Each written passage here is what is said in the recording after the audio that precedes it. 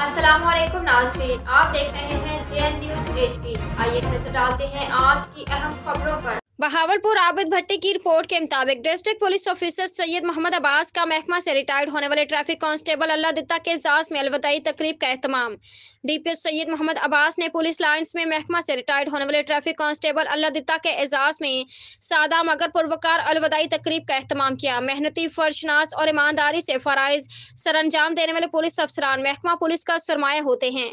Traffic police अफसरान हमेशा road पर खड़े रहकर अपनी सेहत पर कंप्रोमाइज करते हुए अपने फराइज सरअंजाम देते हैं ताकि शहरी किसी भी परेशानी और ट्रैफिक जैम से बच सकें।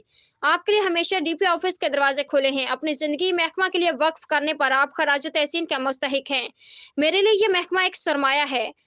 रिटायर्ड कांस्टेबल अल्लाह दित्ता, मैं बहुत अच्छी यादें लेकर इस महकमा से रुखसत हो रहा हूं। आखिर में DPO ने उनको फूलों का गुलदस्ता और यादगारी शील्ड भी पेश की और उनके लिए नेक तमन्नाओं का इजहार किया।